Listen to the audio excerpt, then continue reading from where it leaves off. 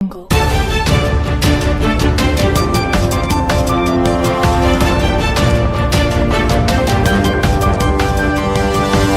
Audio jungle.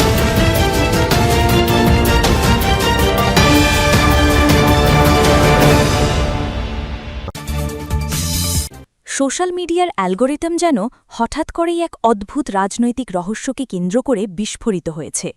Timeline খুললেই ভেসে উঠছে একটাই প্রশ্ন, ঢাকা ৮ আসনের আলোচিত সাংসদ সদস্য মির্জা আব্বাস কি সত্যিই তার সাংসদীয় পদ হারিয়েছেন? রাজনৈতিক মহল থেকে শুরু করে সাধারণ চায়ের আড্ডা পর্যন্ত সর্বত্র এখন এই বিষয়টি নিয়ে তুমুল আলোচনা। কেউ বলছেন এটি শুধুই গুজব, আবার কেউ দাবি করছেন এর পেছনে রয়েছে বড় ধরনের রাজনৈতিক সংকেত। দীর্ঘদিন জনসমক্ষে অনুপস্থিত থাকা, হঠাৎ অসুস্থ হয়ে বিদেশযাত্রা এবং সংসদে অনুপস্থিতি সবকিছু মিলিয়ে ঘটনাটি এখন রীতিমতো ধোঁয়াশায় মোড়ানো। রাজনীতির অন্দরমহলে অনেকেই মনে করছেন এই ঘটনা কেবল একজন ব্যক্তির অসুস্থতা বা অনুপস্থিতির গল্প নয়, বরং এটি এমন এক ক্ষমতার খেলার ইঙ্গিত যার প্রতিটি স্তর এখনও জনসম্মুখে পুরোপুরি প্রকাশ পায়নি। বিশেষ করে নির্বাচনের পর থেকে মির্জা আব্বাসের হঠাৎ নীরবতা এবং তার ঘনিষ্ঠদের সীমিত প্রতিক্রিয়া জনমনে আরও কৌতূহল তৈরি করেছে। রাজনৈতিক বিশ্লেষকদের মতে, যখন কোনো প্রভাবশালী নেতা আচমকা জনচক্ষুর আড়ালে চলে যান, তখন প্রশ্ন উঠবেই, এটি কি নিছক শারীরিক অসুস্থতা, নাকি এর আড়ালে রয়েছে আরও গভীর কোনো সংকট? ঢাকা ৮ বাংলাদেশের রাজনৈতিক মানচিত্রে অত্যন্ত গুরুত্বপূর্ণ একটি আসন। দীর্ঘদিন ধরে এই এলাকায় মির্জা আব্বাসের শক্ত অবস্থান ছিল প্রায় অপ্রতিদ্বন্দ্বী, কিন্তু ২০২৬ সালের নির্বাচন ঘিরে পরিস্থিতি বদলাতে শুরু করে। রাজনৈতিক মাঠে নতুন এক নাম উঠে আসে, ওসমান হাদি। তরুণ, উচ্চাকাঙ্ক্ষী এবং সাংগঠনিকভাবে দ্রুত জনপ্রিয় হয়ে ওঠা এই নেতাকে ঘিরে তখন তৈরি হচ্ছিল নতুন সমীকরণ। অনেকে মনে করছিলেন এই নির্বাচন হয়তো প্রথমবারের মতো মির্জা আব্বাসের জন্য কঠিন চ্যালেঞ্জ হয়ে দাঁড়াতে পারে। কিন্তু ঠিক সেই উত্তেজনাপূর্ণ সময়েই ঘটে যায় চাঞ্চল্যকর ঘটনা। নির্বাচনী প্রচারণার মধ্যেই সশস্ত্র হামলার শিকার হন ওসমান হাদি। হাসপাতালে নেওয়ার পর চিকিৎসকরা তাকে বাঁচাতে পারেননি। তার মৃত্যু পুরো রাজনৈতিক পরিবেশকে পাল্টে দেয়।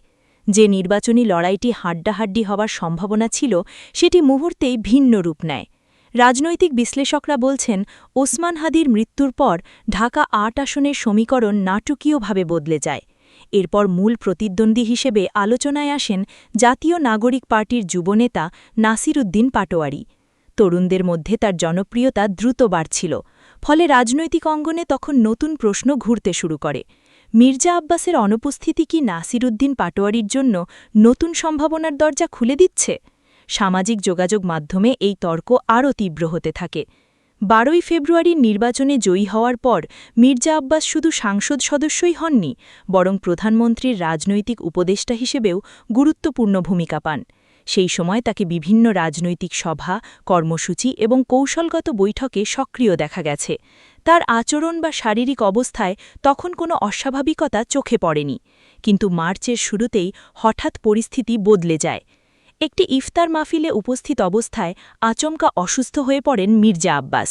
প্রত্যক্ষদর্শীরা জানান তিনি হঠাৎ ভারসাম্য হারিয়ে ফেলেন এবং দ্রুত তাকে রাজধানীর একটি অভিজাত হাসপাতালে নেওয়া হয়। পরে জানানো হয় তিনি মাইল্ড স্ট্রোকে আক্রান্ত। কিন্তু রাজনৈতিক অঙ্গনে তখন থেকেই শুরু হয় নানা জল্পনা। কারণ একই সময়ে ওসমান হাদি হত্যাকাণ্ডে গ্রেফতার হওয়া কয়েকজন সন্দেহভাজনের জিজ্ঞাসাবাদ নিয়ে নানা গুঞ্জন ছড়িয়ে পড়ছিল। কিছু রাজনৈতিক পর্যবেক্ষক প্রশ্ন তোলেন, এই অসুস্থতা কি সত্যিই আকস্মিক ছিল, নাকি এর পেছনে ছিল অন্য কোনো চাপ? সামাজিক যোগাযোগ মাধ্যমে তখন নানা ধরনের ব্যাখ্যা ঘুরতে থাকে। কেউ দাবি করেন পরিস্থিতি নিয়ন্ত্রণের বাইরে চলে যাওয়ার আগেই তাকে সরিয়ে নেওয়া হয়েছে। আবার কেউ বলেন অতিরিক্ত রাজনৈতিক চাপ ও মানসিক উদ্বেগ থেকেই তিনি শারীরিকভাবে ভেঙে পড়েন। ১৫ই মার্চ তাকে বিদেশে নেওয়া হয়। প্রথমে বলা হয়েছিল সিঙ্গাপুরের উন্নত চিকিৎসার জন্য পাঠানো হয়েছে, কিন্তু কিছুদিন পর খবর আসে তিনি মালয়েশিয়ায় অবস্থান করছেন। এখানেই শুরু হয় নতুন বিতর্ক, কারণ সিঙ্গাপুরের উন্নত হাসপাতাল থাকা সত্ত্বেও কেন তাকে দ্রুত মালয়েশিয়ায় নেওয়া হলো, এই প্রশ্নের স্পষ্ট উত্তর কেউ দিতে পারেননি।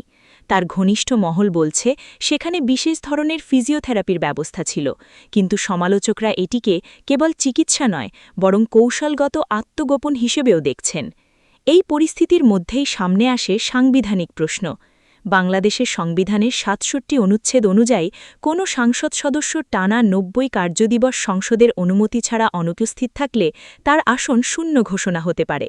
ফলে মির্জা আব্বাস দীর্ঘদিন সংসদে অনুপস্থিত থাকায় অনেকে ধারণা করতে শুরু করেন যে তার আসন হয়তো সাংবিধানিক জটিলতায় পড়েছে। যদিও এ বিষয়ে এখনও পর্যন্ত সংসদ সচিবালয় বা সরকারের পক্ষ থেকে আনুষ্ঠানিক কোনো ঘোষণা আসেনি। রাজনৈতিক বিশ্লেষকরা বলছেন, এই ধরনের গুজব সাধারণত তখনই শক্তিশালী হয় যখন তথ্যের ঘাটতি তৈরি হয়, আর মির্জা আব্বাসের ক্ষেত্রে ঠিক সেটাই ঘটেছে। বিদেশে যাওয়ার পর থেকে তার কোনো প্রকাশ্য বক্তব্য পাওয়া যায়নি, এমনকি একটি ছোট ভিডিও বার্তাও প্রকাশ করা হয়নি। ফলে সামাজিক যোগাযোগ মাধ্যমে নানা গুজব ছড়ানোর সুযোগ তৈরি হয়েছে। এক পর্যায়ে সোশ্যাল মিডিয়ায় এমন দাবিও ছড়িয়ে পড়ে যে মির্জা আব্বাস আর জীবিত নেই। এই গুজব দ্রুত ভাইরাল হয়ে পড়লে তার ব্যক্তিগত সচিব গণমাধ্যমে এসে দাবি করেন তিনি জীবিত আছেন এবং চিকিৎসাধীন রয়েছেন, কিন্তু সেই বক্তব্য পুরোপুরি জনমনে আস্থা তৈরি করতে পারেনি। কারণ সাধারণ মানুষের প্রশ্ন ছিল খুবই সহজ, যদি তিনি সত্যি সুস্থতার পথে থাকেন তাহলে অন্তত একটি ভিডিও বার্তা কেন প্রকাশ করা হচ্ছে না? এই প্রশ্নের কোনো স্পষ্ট উত্তর না আসায় রহস্য আরও ঘনীভূত হতে থাকে। রাজনৈতিক মহলের অনেকেই মনে করছেন তার দীর্ঘ অনুপস্থিতি দলীয় ভেতরেও অস্বস্তি তৈরি করেছে, কারণ একজন গুরুত্বপূর্ণ উপদেষ্টার অবস্থান সম্পর্কে এত দীর্ঘ সময় কোনো পরিষ্কার বার্তা না থাকা অস্বাভাবিক বলেই মনে করছেন অনেকে। এদিকে কিছু ইউটিউব চ্যানেল ও ফেসবুক পেজ এআই প্রযুক্তি ব্যবহার করে ডিপ ফেক ভিডিও তৈরি করতে শুরু করে। সেখানে দাবি করা হয় ঢাকা ৮ আসনে উপনির্বাচনের প্রস্তুতি চলছে। যদিও এসব দাবির পক্ষে নির্ভরযোগ্য কোনো গভীর প্রমাণ নেই, তথাপি ডিজিটাল প্ল্যাটফর্মে এমন কন্টেন্ট দ্রুত ছড়িয়ে পড়ায় সাধারণ মানুষের বিভ্রান্তি বাড়ছে। অনেকে আবার পুরো ঘটনাকে রাজনৈতিক কৌশল হিসেবেও দেখছেন। তাদের যুক্তি হল, বাংলাদেশের রাজনীতিতে অতীতেও দেখা গেছে কোনো নেতাকে হঠাৎ আড়ালে নিয়ে যাওয়া হয়েছে পরিস্থিতি নিয়ন্ত্রণের স্বার্থে। তাই মির্জা আব্বাসের ক্ষেত্রেও একই ধরনের কৌশল প্রয়োগ করা হয়েছে কিনা সেই প্রশ্ন এখন ঘুরপাক খাচ্ছে। আরেকটি বিষয় বিশেষভাবে আলোচনায় এসেছে। মির্জা আব্বাসের দল বা সরকারের পক্ষ থেকে তার শারীরিক অবস্থা নিয়ে নিয়মিত মেডিকেল বুলেটিন প্রকাশ করা হয়নি। আন্তর্জাতিক মানদণ্ড অনুযায়ী কোনো গুরুত্বপূর্ণ রাজনৈতিক ব্যক্তিত্ব দীর্ঘদিন চিকিৎসাধীন থাকলে তার শারীরিক অবস্থা সম্পর্কে অন্তত সীমিত তথ্য প্রকাশ করা হয়, কিন্তু এখানে সেই স্বচ্ছতার অভাবই গুজবকে আরও উস্কে দিয়েছে। রাজনৈতিক অঙ্গনের একাংশ মনে করছে ওসমান হাদি হত্যাকাণ্ডের তদন্তের সঙ্গেও এই নীরবতার কোনো সম্পর্ক থাকতে পারে।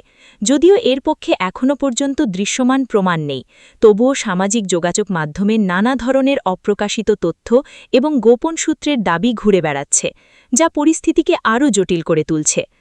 অন্যদিকে মির্জা আব্বাসের সমর্থকরা বলছেন একজন অসুস্থ মানুষকে ঘিরে উদ্দেশ্যমূলকভাবে অপপ্রচার চালানো হচ্ছে। তাদের দাবি রাজনৈতিক প্রতিপক্ষ ইচ্ছাকৃতভাবে বিভ্রান্তি তৈরি করছে যাতে তার জনপ্রিয়তা ক্ষতিগ্রস্ত হয়। তারা এটাও মনে করেন অসুস্থতার কারণে একজন নেতার জনসম্মুখে না আসা অস্বাভাবিক নয়। কিন্তু সমালোচকরা পাল্টা যুক্তি দিচ্ছেন, এটি শুধু একজন সাধারণ নেতার বিষয় নয়, তিনি একজন সংসদ সদস্য এবং একই সাথে প্রধানমন্ত্রীর রাজনৈতিক উপদেষ্টা। ফলে তার অনুপস্থিতি স্বাভাবিকভাবেই জাতীয় আলোচনার বিষয় হয়ে উঠবে। তারা বলছেন জনগণের জানার অধিকার রয়েছে তিনি কোথায় আছেন এবং কী অবস্থায় আছেন।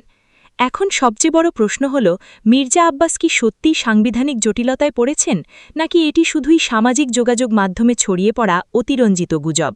এখনও পর্যন্ত কোনো সরকারি গেজেট, সাংসদীয় ঘোষণা বা নির্বাচন কমিশনের আনুষ্ঠানিক বক্তব্যে তার আসন শূন্য হওয়ার তথ্য নিশ্চিত করা হয়নি। ফলে বিষয়টি এখনও মূলত জল্পনা এবং রাজনৈতিক বিশ্লেষণের মধ্যেই সীমাবদ্ধ। তবে একটি বিষয় স্পষ্ট, এই রহস্যময় নীরবতা জনমনে গভীর কৌতূহল তৈরি করেছে। ডিজিটাল যুগে একজন প্রভাবশালী নেতার সম্পূর্ণ অন্তর্ধান সাধারণ মানুষের কাছে অস্বাভাবিক মনে হওয়াটাই স্বাভাবিক, আর সেই শূন্যস্থান পূরণ করছে গুজব, অনুমান এবং রাজনৈতিক ব্যাখ্যা। ঢাকা ৮ আসনের ভবিষ্যৎ তাই এখন শুধু একটি সাংসদীয় আসনের প্রশ্ন নয়, এটি হয়ে উঠেছে বাংলাদেশের সমসাময়িক রাজনীতির এক রহস্যময় অধ্যায়, যেখানে অসুস্থতা, ক্ষমতা, গোপনীয়তা, রাজনৈতিক প্রতিদ্বন্দ্বিতা এবং সামাজিক যোগাযোগ মাধ্যম সবকিছু মিশে গেছে এক অদ্ভুত ধোঁয়াশায়। মির্জা আব্বাস কি দ্রুত জনসম্মুখে ফিরে এসে সব জল্পনার অবসান ঘটাবেন, নাকি এই নীরবতা আরও দীর্ঘ হবে? তার সাংসদীয় পদ নিয়ে ছড়িয়ে পড়া দাবির সত্যতা কি সামনে আসবে, নাকি পুরো ঘটনাই ইতিহাসের আরেকটি রাজনৈতিক রহস্য হয়ে থাকবে? এখন পুরো দেশের নজর সেদিকেই। রাজনীতির মঞ্চে অনেক সময় দৃশ্যমান ঘটনাগুলোর চেয়েও অদৃশ্য ঘটনাগুলোই বেশি গুরুত্বপূর্ণ হয়ে ওঠে। মির্জা আব্বাসকে ঘিরে তৈরি হওয়া এই পরিস্থিতিও যেন ঠিক তেমনই এক অধ্যায়। এখানে তথ্যের চেয়ে প্রশ্ন বেশি, আর উত্তরগুলোর বেশিরভাগই এখনও অন্ধকারে ঢাকা। তবে এটুকু নিশ্চিত, এই ঘটনা বাংলাদেশের রাজনৈতিক আলোচনায় দীর্ঘ সময় ধরে প্রভাব ফেলবে।